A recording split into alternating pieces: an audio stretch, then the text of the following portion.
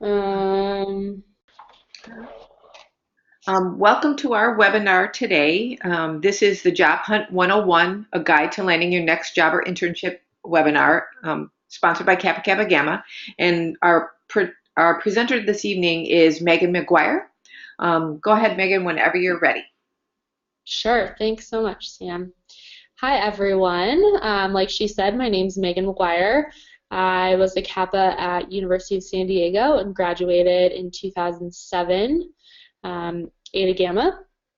And I am the founder and CEO of McGuire Consulting. So I've been in the corporate world of recruiting both through agencies and also in-house, and decided earlier this year to start my own company so that I was able to do kind of two parts of my business. One is working for my corporate clients, helping them with recruiting, both executive recruiting, so C-level, CMO, CTO, COO, and as well as the VP, various VP positions that I'm working on, mostly within the technology space, a lot of startups in San Francisco, and right now I actually have a couple clients out in Dallas as well.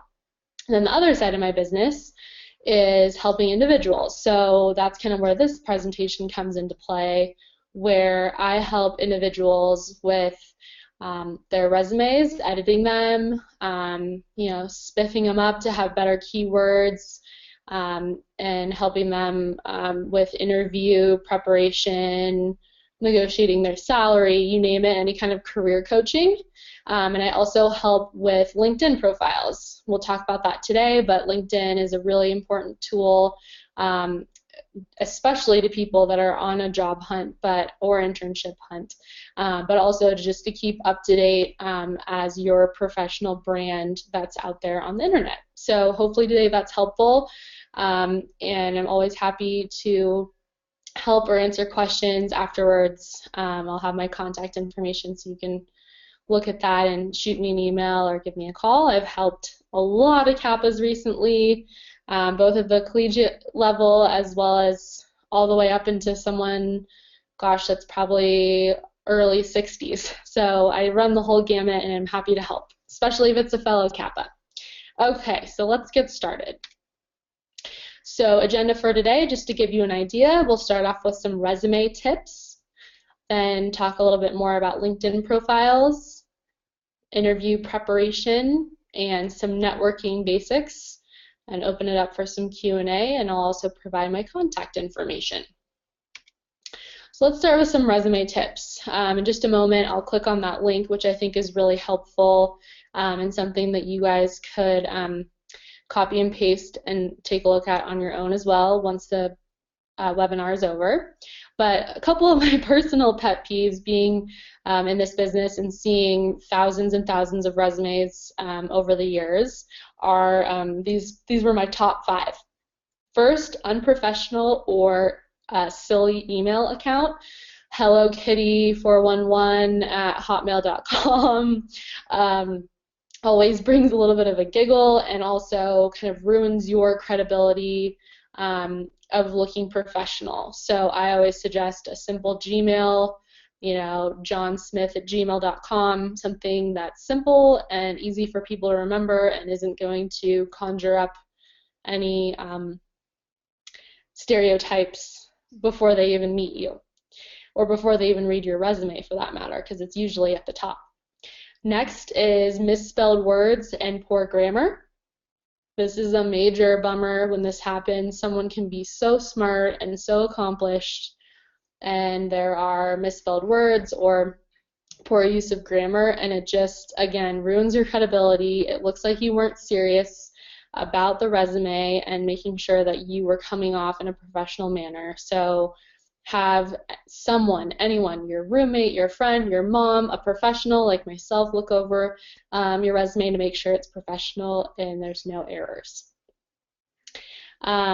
Next is putting a photo on your resume. This is a pet peeve for 2 reasons. One is there's a lot of HR regulations that around stereotyping that make it, which is supposed to be a good thing to protect you from age discrimination, race, religion, whatever it may be. And if that is shown on your resume, it's kind of an automatic, we have to throw it out because it could be seen down the road as an HR violation. There are maybe certain situations where this is appropriate. Maybe if you're a model or they've asked for a photo, but I would always leave it off. And the second is usually they're kind of cheesy and unnecessary, and they also are taking up a lot of space on your resume that could have valuable content.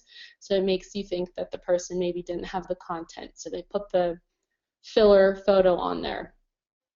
Next is references. Again, it's a filler on the actual resume. I always prefer a second page that could have your references or references upon request.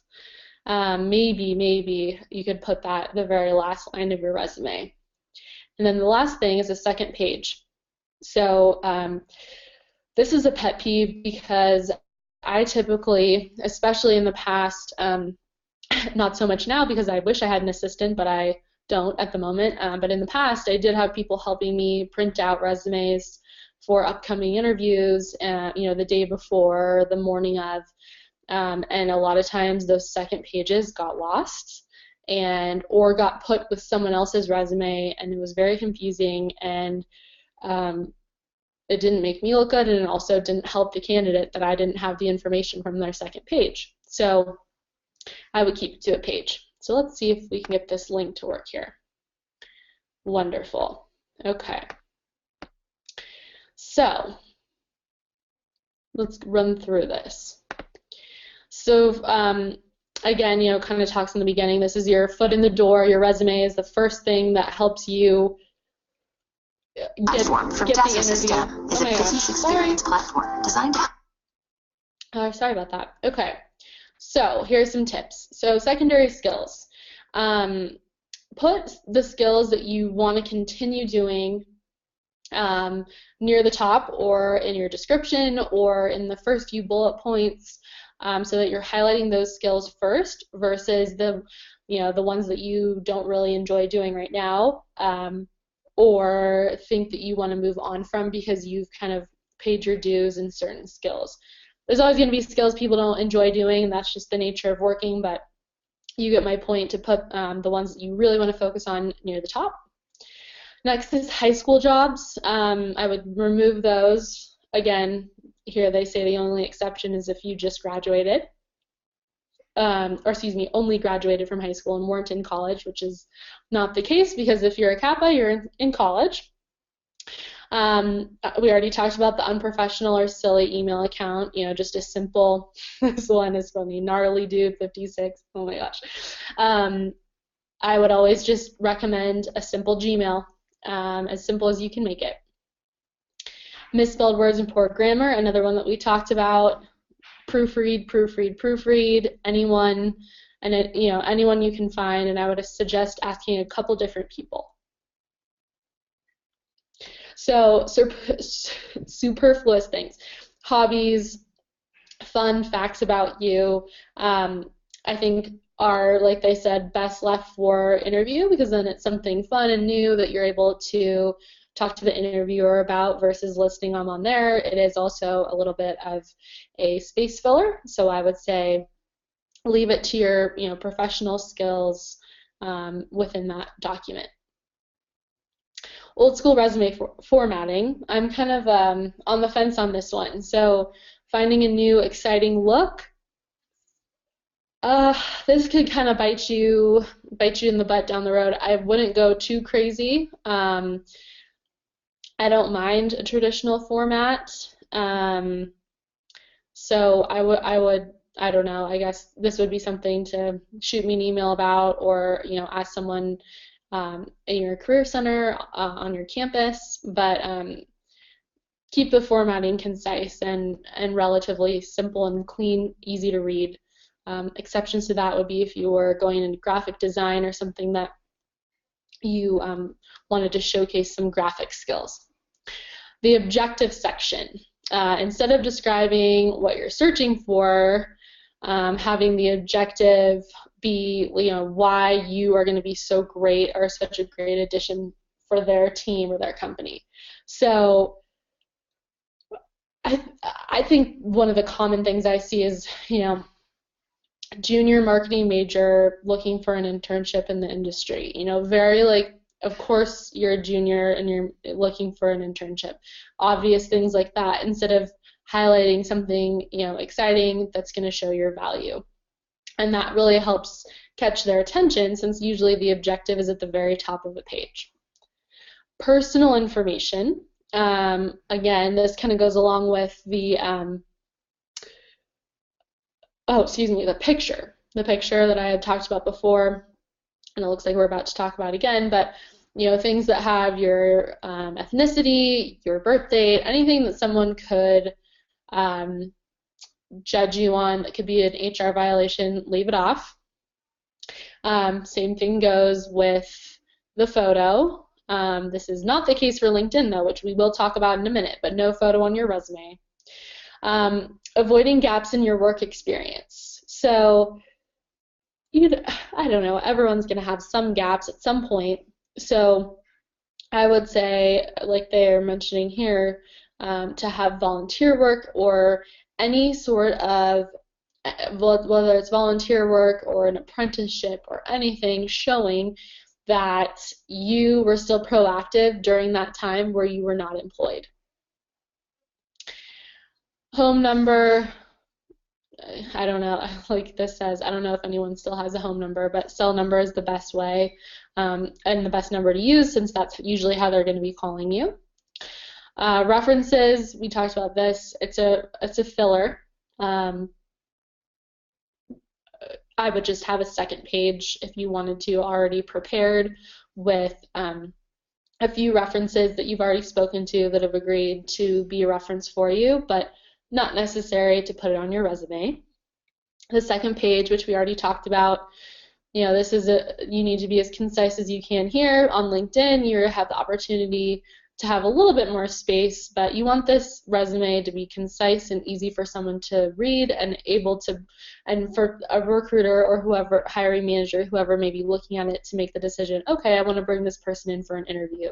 And then you can embellish more and describe and explain more in your interview. Beginning and ending months, just listing the year that you had the position, 2011 to 2015. They say the exception here is if you began and ended a position within the same year, especially for those of you who are in college. Most of your internships are going to be from probably June until August or June until September.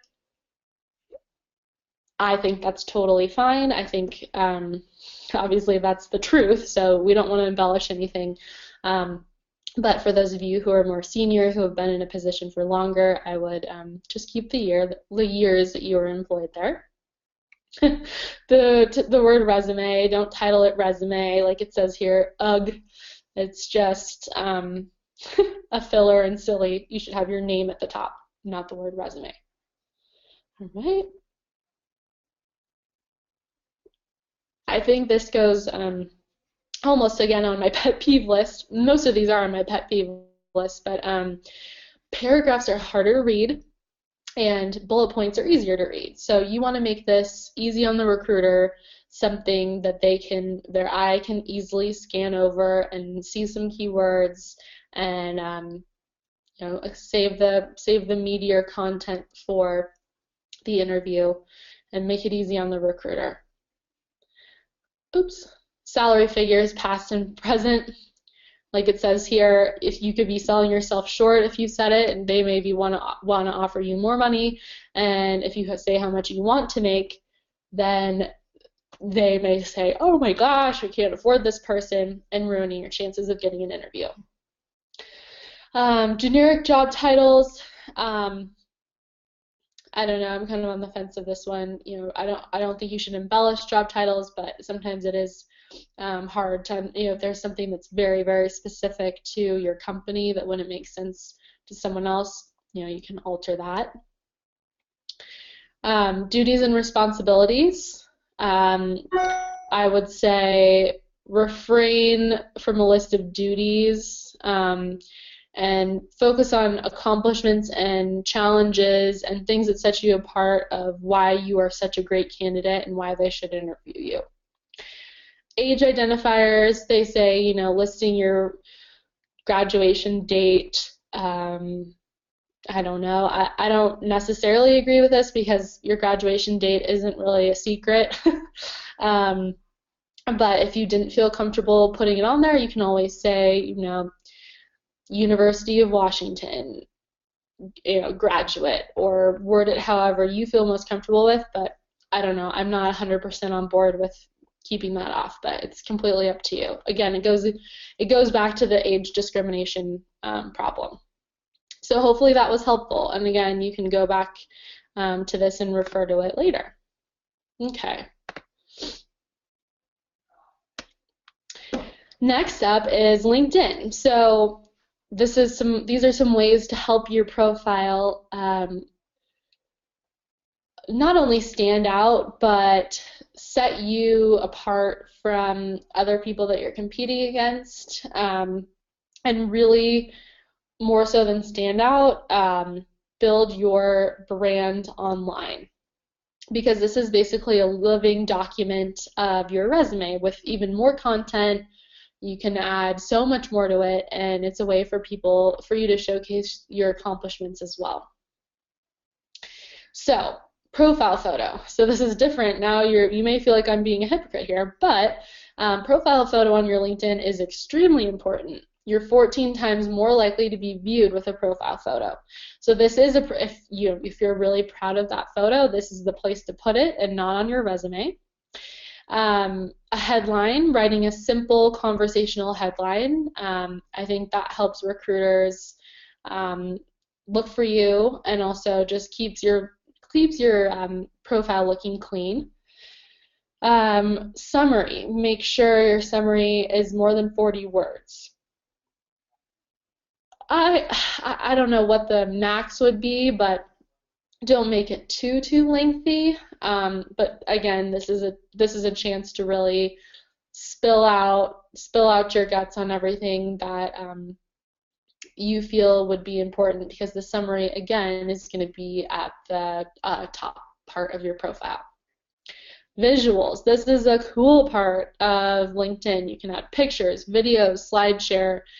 It's a really great way to make your positions come to life. I mean, imagine if a resume could all of a sudden have something that pops up and shows a whole presentation of something you did. It really helps you sell yourself and really showcase the really cool things that you've done that would be sometimes difficult to convey on a paper document. Follow industry influencers, companies. If you're interviewing for a company, I suggest following them. You know, up in the search bar on LinkedIn, you can type in, you know, Coca-Cola. Coca-Cola's company page will come up, and then in the upper right-hand corner, you hit follow. And I would do this with several companies that you respect, companies that you would want to work for, companies that you have worked for, as well as influencers, people that are an influencer in your industry, or even, gosh, some celebrities have them. I think I'm following a few political figures. It's just a chance for you to get more information in your feed, and it also shows your interest in certain topics, certain companies, certain industries. So it's a great way to kind of that helps you have a better feed, your LinkedIn feed, with all the information of what they're updating every day, and also shows that you're interested in the industry. Sharing, you know, when you share content or share links, whatever it may be, people see that because you're in their feed, and it helps them think, oh my gosh, you know, she's always posting really interesting articles or really relevant content. You know, I really enjoy reading that. She's really on top of it. She's really in the know. So as much as you can share, I wouldn't say go too overboard, but even once a day would be awesome. Experience, obviously sharing your business experiences and publishing content and sharing within your profile kind of goes without saying. Volunteer work, 42% of managers look for volunteer experiences. So I would say put that on there. Again, we're all Kappas, so we've all done some sort of volunteer work. So at least you have that, but hopefully there's been more in your life that you feel passionate about and passionate enough to volunteer for. So put that on there. That's huge. And it also helps kind of build your story of who you are. And then regular, check LinkedIn daily. I'm a recruiter, so I'm always on LinkedIn, but you can get the app, and when you have a minute, check all your other important ones, Facebook, Instagram, but I would put it right up there with the same importance. It may not be quite as fun, but it's definitely important, a great way for you to get information and a great way for you to build your professional brand. Interview prep. So you have that great resume or LinkedIn, the recruiter calls and wants to bring you in. So here's 13 tips for an unbeatable interview. Let's see if this link works here.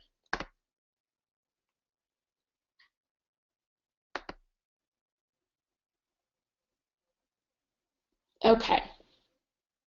Again, this is something you could revisit after the webinar. Okay. So dress appropriately. I always say dress up a little bit more than maybe what other people in the office are wearing. I wouldn't go too overboard if you know it's a very casual environment and people are wearing jeans and a t-shirt. A full suit might be a little much, but nice slacks and a collared shirt I'd say is pretty standard. But I would always ask the recruiter before you come in what would be an appropriate what would be appropriate attire for the interview, and they're always happy to help you out in that department. You want to make a good first impression. Don't be late. Once again, first impression, I would say arrive 15 minutes early. It gives you 10 minutes to kind of slow down your breathing and have a minute to understand, okay, I'm here, I want to prep for this. And then you can come into the lobby. Arriving 10 minutes early, I think, shows that you're really serious about it. It helps you look around the office and get more acquainted. Coming in late, you're flustered, you're sweaty, you're out of breath. You don't want to do that. So always give yourself extra time. If you come super early, like 30 minutes or more, I wouldn't come into the lobby that early, but you could always wait downstairs or in a coffee shop nearby to give yourself, a minute to get mentally prepared. Your interview begins at the door. A story I always like to tell is this, gosh, I think this was almost 10 years ago, but not even, no, it's not quite that long. Anyway, not important. A candidate came into an interview, and the person sitting at the front desk was actually the managing partner's wife, and she also did work there, but she didn't work the front desk very often, just once a day for 1 hour to cover someone else's lunch break. The person was very rude to her. She went back, mentioned it to her husband. He said, forget it, we're not interviewing them, and the deal was done. So be polite to everyone and begin your interview at the door. Don't text on your cell phone when you're sitting waiting in the lobby. Have your pen and paper, maybe open up your portfolio and look at some questions that you're going to ask, but know that people are probably watching you. So make sure you're professional. I believe this is something regarding a handshake. So a firm handshake, you don't want a limp fish hand. You want to make sure that you're asserting yourself. You don't want to squeeze their hand off, but just a medium, nice grip, nice handshake, especially for women. I've found so many times that women have these very weak handshakes, and it's just more of a first impression and the first time they're having contact with you. If you haven't had many handshakes in the past, practice with a roommate or a friend so you feel a little bit more comfortable. Bring a paper resume with you. So in your portfolio that I was just talking about, have a few extra copies. Chances are they already have one printed out, but if they didn't, It's a great way to help them out, and also I would always hand it over to them initially so that they have the most recent copy, and it's also something that you both can have out so that you're both referencing points from your resume throughout the interview. And this person, don't do this, has resume at the top. I just realized that. Don't do that. Okay. Follow the leader. So match the interviewer. If just mirror their body language, show your interest, but don't overstep your bounds. Kind of feel out what their style is, and try your best to match it. You still want to be yourself, but you'll get a lot of good cues from how they're interacting with you. Here we go again with the body language. Watching your language, body language, that is. Making sure that you're sitting up straight, that you're leaning forward, that you're having good eye contact, that you're not fidgeting.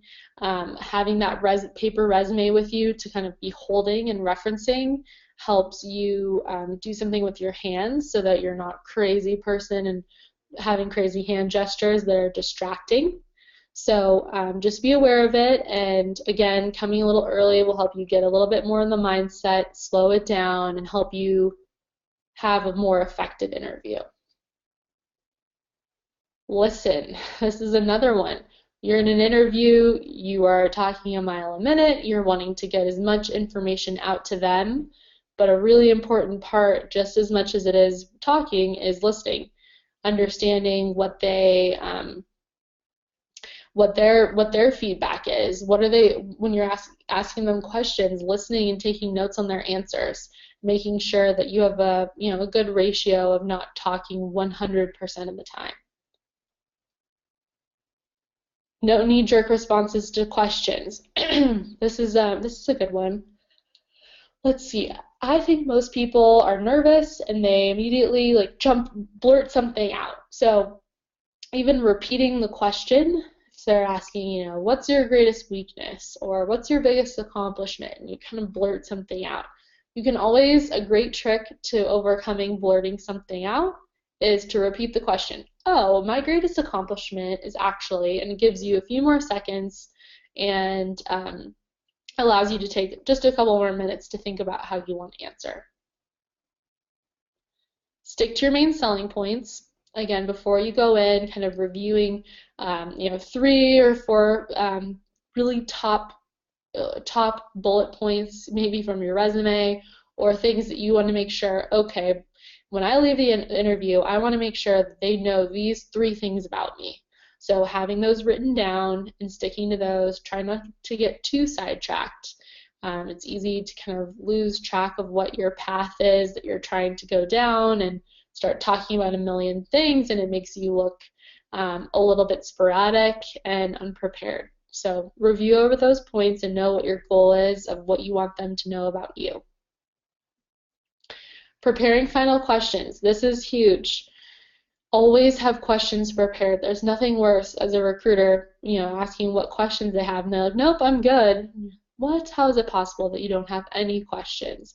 So think about questions that are important to you. If not, there's lots of resources online to help you out. For example, tell me more about your vision for someone in this role over the next 2 years or 5 years. There's so many different good resources on the website to help you think of some good questions. So I would say at least have 3. And you'd be surprised how much you'll find out that wasn't even part of the formal interview through asking those questions. Exchanging business cards. Not everyone has business cards these days, but I would always ask them for their business card. That way you have the best contact information for them so that you're able to send a thank you note. I would say send a thank you email and a written note. And it also shows your interest, and also it's just nice business etiquette. Good manners. Speaking of the thank you, handwritten thank you notes are a lost art. It doesn't have to be fancy stationery. You can even get a pack of 12 or 10 of them at the grocery store, and they're much appreciated. They really help. It looks very classy, and it's also good manners. I would send that, within a day after your interview, but the day of your interview, a couple hours later, I would always follow up with a thank you email. All right, so that's the end of that. And these, I just wrote these down on this card in case the link didn't work. Okay, we're on to networking basics. So here's when I was thinking of networking, 3 things that I thought were really important. So when networking, prepare a list of questions. Why? It shows, for example, especially in an informational interview, you're not wasting time. You've thought ahead of what you want to know. It maximizes time. Even in an informational interview, you could send the questions in advance so that whoever you're meeting with has a chance to think of it ahead of time, and it helps them feel more comfortable. But I think asking questions also, just at the root of what asking a question is, it shows curiosity, and it shows that you're interested in what they have to say or what their expertise is. Next is make a list of the people that you help on a weekly basis. Why?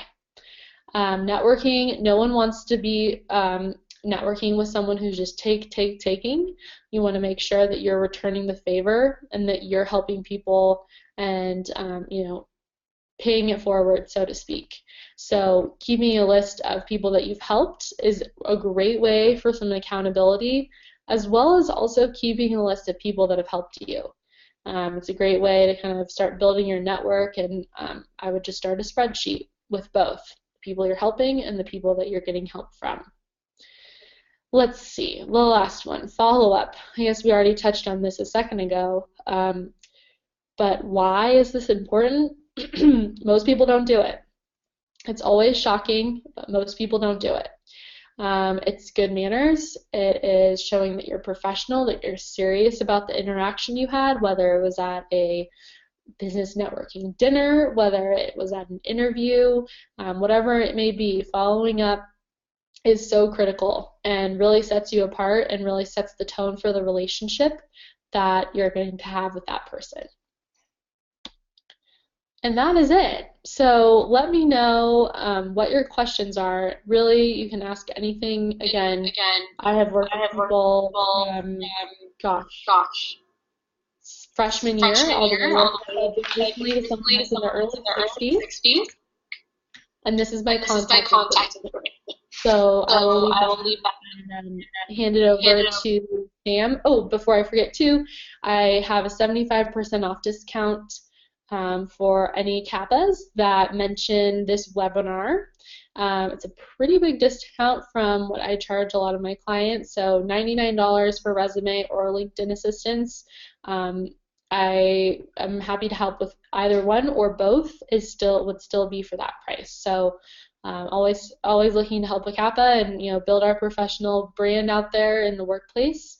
And feel free to contact me anytime. Sam, is there anything else you want to wrap up with? No, thank you, Megan, for taking the time to present for us tonight. And again, I want to emphasize, if anybody has any other questions, feel free to reach out to Megan, and you can see the contact information here. Thank you very much for listening.